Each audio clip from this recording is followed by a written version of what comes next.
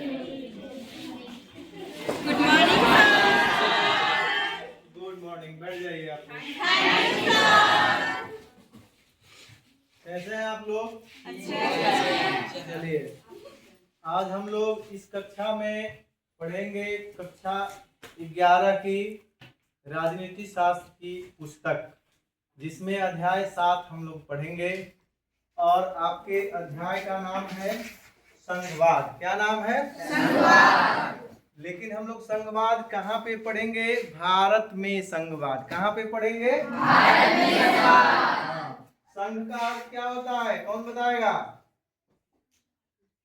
इससे पहले आप कभी पढ़े हैं? संघ का अर्थ समझते हैं आप लोग? क्या होता है? संघ का अर्थ होता है समूह। क्या होता है? समूह। तो भारत में संघवाद का संदर्भ यह है कि भारत के संविधान में जो व्यवस्था की गई है पूरे भारत की राजनीतिक व्यवस्था को चलाने के लिए, उसके संदर्भ में हम लोग पढ़ेंगे संघवाद। भारत क्या है? उल्टे बता रहे हैं आप लोग। भारत क्या है? भारत राज्यों का संघ है। क्या है?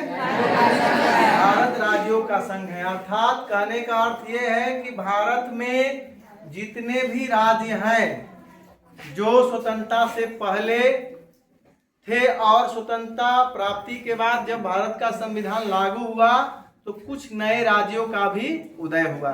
जैसा कि आप लोग मानचित्र देख रहे हैं ना, यह मानचित्र उस समय को दर्शाता है जब भारत स्वतंत्र हुआ था। उससे पहले ये मानचित्र आप लोग देख रहे होंगे। उस समय भारत के साथ कौन कौन देश थे? भारत और ये क्या है आपका? पाकिस्तान। ये है पाकिस्तान। और आजादी से पूर्व भारत और पाकिस्तान दोनों एक साथ थे। भारत कब आजाद हुआ था? कौन बताएगा? हाथ उठाइए, खड़े हो जाइए।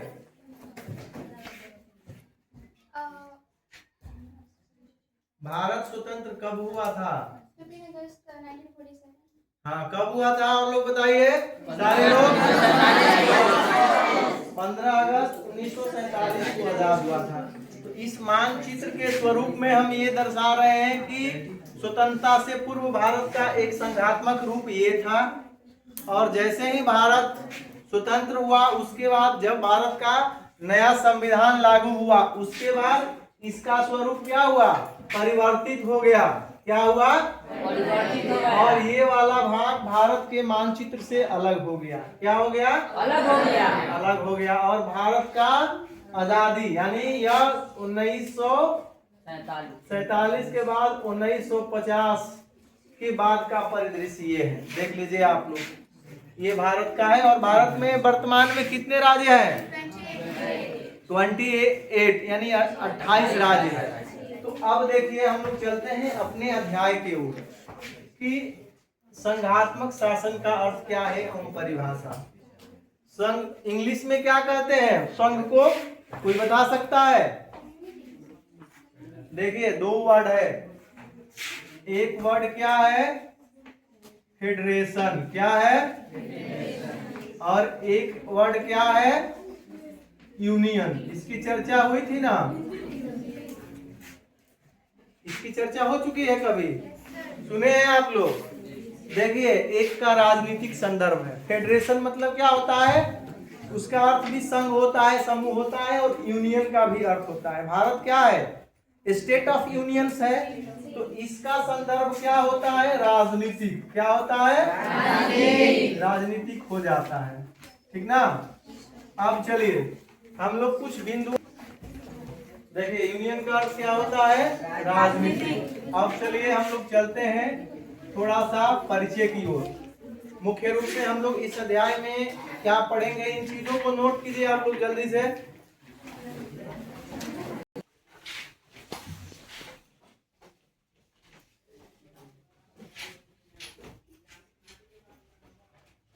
चलिए आप लोग अब ध्यान से सुनिए और लिखिए।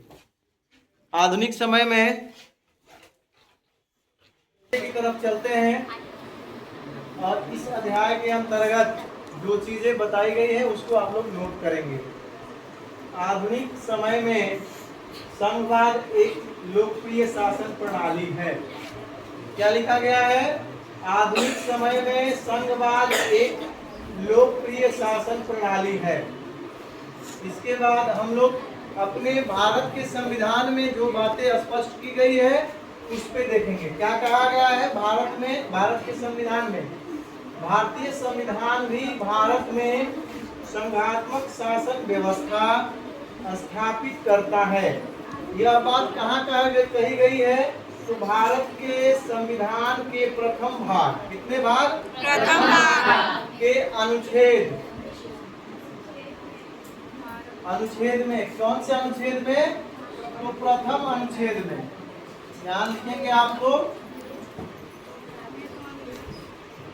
ऐसे प्रथम में भारत को राज्यों का संघ घोषित किया गया है। स्पष्ट हुआ? जी। भारत के संविधान के प्रथम भाग के अनुच्छेद प्रथम में भारत को राज्यों का संघ घोषित किया गया है। चलिए यहाँ तक नोट कीजिए, फिर हम लोग आगे बढ़ते हैं।